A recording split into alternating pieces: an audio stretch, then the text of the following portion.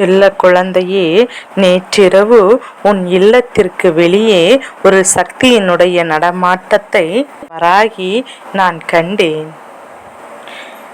அந்த சக்தியை நான் கண்டதோடு மட்டுமல்லாமல் உன்னை பற்றி ஒரு விஷயத்தை என்னிடத்தில் அது சொல்லிவிட்டு சென்றிருக்கின்றது. என் பிள்ளையே, அவர்கள் என்ன சொன்னார்கள் அதை நான் உன்னிடத்தில் அப்படியே சொல்கிறேன். அதை கேட்ட பிறகு நீ என்ன செய்ய வேண்டும் என்ற முடிவினை எடுத்துக்கொள்.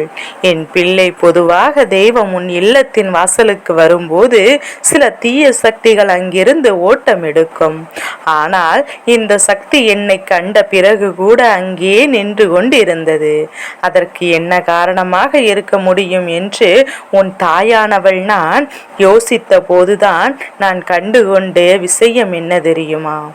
இந்த தாயானவள், இந்த சக்தியானது உன் மீது கொண்ட அன்பினால் வந்திருக்கின்றது.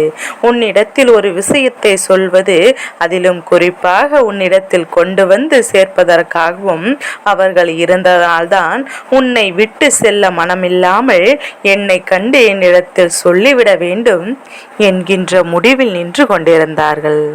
உன் தாயானவள் அவர்களை கண்டதும் நிச்சயமாக இது கெடுதலை செய்ய வரவில்லை, ஏதோ ஒரு நல்ல விஷயத்தை சொல்லத்தான் முயற்சி செய்கின்றார்கள் என்பதை புரிந்து கொண்டு அவர்களிடம் பேசத் தொடங்கினேன். அது யார், அவர்கள் உன்னிடத்தில் என்ன சொல்ல வருகிறார்கள், உன்னை பற்றி அவர்கள் என்னிடத்தில் என்ன விஷயம் என்பதையும் உன் அம்மா இப்போது உனக்கு விளக்கமாக சொல்கின்றேன். என் பிள்ளையே, அதை நீ கவனமாக கேட்டு அதன் பிறகு என்ன செய்ய வேண்டும் என்கின்ற முடிவினை எடுத்துக்கொள். யாரையும் இங்கு யாரும் காயப்படுத்த முடியாது. என் பிள்ளை, உன்னை என்னால் கட்டுப்படுத்த முடியாது. இந்த வாழ்க்கையில் உனக்கு என்ன செய்ய வேண்டும் என்று செய்யக்கூடாது என்கின்ற தெளிவு நிச்சயமாக இருந்து கொண்டிருக்கின்றது. அந்த தெளிவோடு நான் சொல்கின்ற விஷயத்தில் இருக்கின்ற வாழ்க்கை என்னவென்று புரிந்து கொண்டு அதை நீ செய்தால் உன்னுடைய வாழ்க்கை அதிகமான சந்தோஷத்தை உனக்கு கொடுக்கும் என்பதை மறந்து விடாதே. என் பிள்ளையே, எத்தனையோ நாள் உன் இல்லத்தில் நடக்கின்ற பிரச்சனைகள் எல்லாம் முடிவுக்கு வந்து விடாதா? யாரேனும் நமக்கு நல்லதொரு தீர்வினை கொடுத்து விட மாட்டார்களா என்று ஏங்கிக் கொண்டிருந்தாய். இந்த நேரம் உன் படதுபட்ட பாடுகளும் சோதனைகள் என்று இவை எல்லாவற்றிற்கும் தீர்வு கொடுக்கும் விதமாகத்தான் உன் இல்லத்திற்கு வந்திருக்கின்றார். அவர் தெய்வத்தை கண்டு தெய்வத்திடம் பேச துடித்திருப்பதற்கு என்ன காரணம் என்று தெரியுமா? தெய்வம் என்றால் சரி, செய்து கொடுத்துவிடும் என்கின்ற நம்பிக்கைதான். அப்படியானால் அவர்கள் நெருங்கிவிட முடியாது என்பதுதான் உண்மை. உன் இல்லத்தின் வாசலுக்கு அவர்கள் நேற்று மட்டும் வரவில்லை, சில நாட்களாகவே வந்து கொண்டிருந்தார்கள். ஆனால் நேற்று அவர்கள் என்னிடத்தில் சொன்ன ஒரு விஷயம் என்ன தெரியுமா? அவர்கள் சொன்ன ஒரு நாளில் உன் இல்லத்திற்கு வரப்போகின்றாராம். அந்த நாளில் வந்து உன் வாழ்க்கையில் பல விஷயங்களை அவர்கள் சரி செய்து கொடுக்க போகின்றார்களாம். அந்த தேதி வருவதற்கு முன்பாகவே இதை உன்னிடத்தில் சொல்லிவிட்டால் உன்னிடத்தில் இருக்கின்ற சில குற்றம் குறைகளை எல்லாம் நீ சரி செய்து கொள்ள வேண்டும் என்பதற்காகத்தான் அவர்கள் இதனை சொன்ன வந்திருக்கின்றார்கள். அவர்கள் அப்படி என்ன நினைத்தார்கள், உன் வாழ்க்கையில் எது செய்ய துடித்தார்கள் என்று இப்போது இந்த அம்மா உனக்கு தெளிவாக சொல்கின்றேன். என் பிள்ளையே, பொதுவாக வாழ்க்கையில் வருகின்ற ஒவ்வொரு பிரச்சனைகளுக்கும் பின்னாலும் ஏதோ ஒரு காரணம் இருக்கும். அதனால் குடும்பத்தோடு ஒற்றுமை இல்லாமல் பிரச்சனைகள் தனித்தனியாகவே ஒவ்வொருவரும் சந்திப்பதற்கு அங்கே பிரச்சனைகள் மேலும் மேலும் பெரிதாகி கொண்டிருக்கும். எல்லோரும் ஒன்று சேர்ந்து யோசித்து ஒரு பிரச்சனையை சமாளிக்க முடிந்தால் ஒரு பிரச்சனைகள் சற்றென்று முடிவதற்கு வாய்ப்புகள் அதிகம். அது மட்டுமல்லாமல் குடும்பத்தின் ஒற்றுமையை கண்டு பிரச்சனைகளை ஏற்படுத்தக்கூடிய வாயடைத்து போவார்கள். நாம் என்ன நினைத்து இந்த விஷயத்தை செய்ய முயற்சி செய்தோமோ அது கடைசியில் எங்கு வந்து முடிகிறது என்று தெரியுமா? நிச்சயமாக அவர்கள் மனதிற்குள் மிகுந்த அளவில் வேதனை அடைந்து இனி உனக்கு கஷ்டங்களை கொடுக்க ஒரு நாளும் துணிய மாட்டார்கள். என் பிள்ளையே, ஒற்றுமை என்பது குடும்பத்தில் மிகவும் அவசியம். அங்கே கருத்து வேறுபாடுகள் இருக்கலாம், சண்டை சச்சரவுகள் இருக்கலாம். ஆனால் ஒரு நாள் மற்றவரின் முன்னிலையில் குடும்பத்தில் இருக்கின்ற உறுப்பினர்களை விட்டு கொடுத்து பேசிவிடக்கூடாது. மனநோகும்படி ஒரு நாளும் நடந்து கூடாது. மற்றவர்கள் எப்படி வேண்டுமானாலும் இருக்கலாம், நீ ஒரு நாளும் இந்த தவறை செய்து விடாதே. என் குழந்தை, வெளியில் வந்தவர் சொன்ன முக்கியமான விஷயம் இதுதான். இந்த குடும்பத்தில் ஒற்றுமை சீர்குலைந்து கிடைக்கின்றது. எல்லோரும் ஒற்றுமையாகவும் குடும்பத்தில் அதிக அன்போடும் இருக்க வேண்டும். இந்த ஒற்றுமையை காண அவர் உன் இல்லத்தில் வருவது உள்ளத்தில் வரும்போது நீ ஆசைப்பட்டு குடும்பத்தின் தேவைகளையும் நிறைவேற்றி கொடுப்பதாக உத்தரவு கொடுத்திருக்கின்றார். என் பிள்ளையே, அப்படியானால் உன் இல்லத்தின் வாசலில் வந்தது யார் தெரியுமா? உன் இல்லத்தில் இறந்து போன ஒருவருடைய ஆத்மா தான். அவருக்கு மனவேதனையை என்ன தெரியுமா?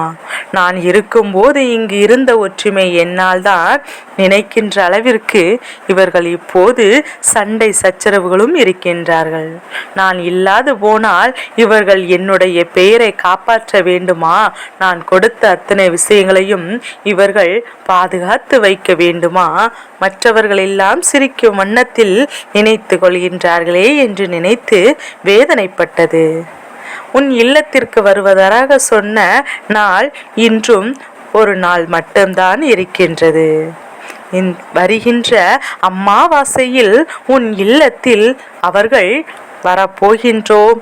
அந்த நேரத்தில் அவர்கள் சொன்னது போல உன் குடும்பத்தில் ஒற்றுமை மேலோங்கி ஒருவருக்கொருவர் அன்போடு நடந்து கொள்ள வேண்டும். அதற்கு இப்போதே அவர்கள் தங்களுடைய மனதில் மாற்றங்களை கொண்டு வர வேண்டும் என்று சொல்லி இருக்கின்றார். என் பிள்ளையே, அவர் சொன்ன விஷயங்களை நான் சொல்லிவிட்டேன். ஒருவர் இறந்து போன பிறகு தருவாயில் எப்போதுமே குடும்பத்தை பற்றி யோசிப்பதுதான் வழக்கம். அவர்களின் ஆத்மா சாந்தி அடைய வைக்க வேண்டுமே தவிர அவர்கள் ஆத்மாவை அங்கும் இங்கும் அலைந்து விடக்கூடாது, நிம்மதி இல்லாமல் அலைந்து விடக்கூடாது. அம்மாவாசையில் அவர் உன் இல்லத்திற்கு வருகின்ற நேரத்தில் அங்கு உங்களுக்குள் இருக்கின்ற சண்டை மட்டுமல்லாமல் குடும்பத்தில் ஒருவர் அன்பாக இருக்கின்றார்கள் என்பதை பார்த்து மன மகிழ்ச்சி அடைந்து அவருடைய ஆத்மா சாந்தி அடைய வேண்டுமே தவிர மீண்டும் மீண்டும் சண்டை சச்சரவு போட்டு அவர்களின் நிம்மதியை கெடுத்து விடக்கூடாது. உயிரோடு இல்லாதவர்க்காக நாம் என்ன செய்ய வேண்டும் என்று நினைப்பவர்கள் அவர்கள் உயிரோடு இல்லாமல் இருந்த பிறகு கூட அவர்களின் ஆத்மா உன்னை சுற்றி வருவது உண்மைதானே? எப்படி இந்த தெய்வம் இருப்பதை நீ உணர்கின்றாயோ அதுபோலதான் ஆத்மாக்களும் இருக்கின்றது என்பதை புரிந்து கொள்ள வேண்டும்.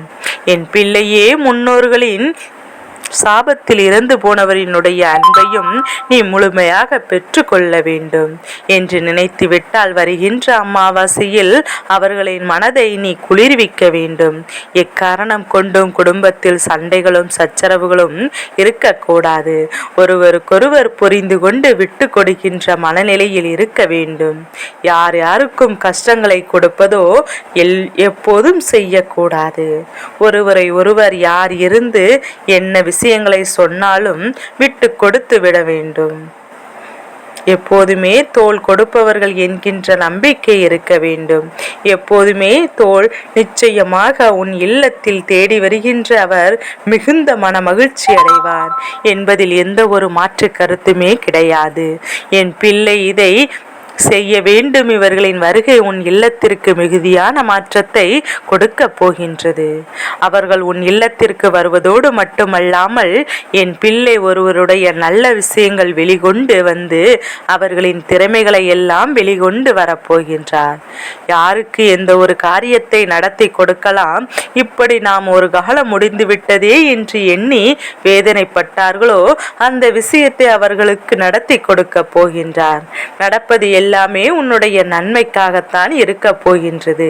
எதையுமே பெற்றுக்கொள்வதற்கும் உன்னிடத்திலிருந்து எடுப்பதற்கும் எந்த அதிகாரமும் கிடையாது. இனி வருகின்ற சூழ்நிலையை நீ சரியாக எதிர்கொள். உனக்கென்று இருக்கின்றவர்களை ஒரு நாள் உதாசனம் செய்து விடாதே. உலகத்தை விட்டு சென்றவர்கள் என்றும் எண்ணி அவர்களை நினைத்து நீ மனதிற்குள் ஒரு நாளும் எண்ண இல்லாமல் இருந்து விடாதே. உன்னுடைய எண்ணங்கள் அவர்களின் மீது இருக்கும்போது உன் வாழ்க்கையை நிச்சயமாக சரி செய்து கொடுத்து விடுவார்கள் என்பதில் எந்த ஒரு மாற்றமும் இல்லை. வருகின்ற அமாவாசை நாட்களில் உன் இல்லத்தில் சர்வ நிச்சயமாக ஒரு மாற்றம் நடந்தே தீரும். என் செல்ல குழந்தைக்கு என் வராகி அம்மாவினுடைய ஆசீர்வாதங்கள் எப்போது முழு மனதோடு உண்டு.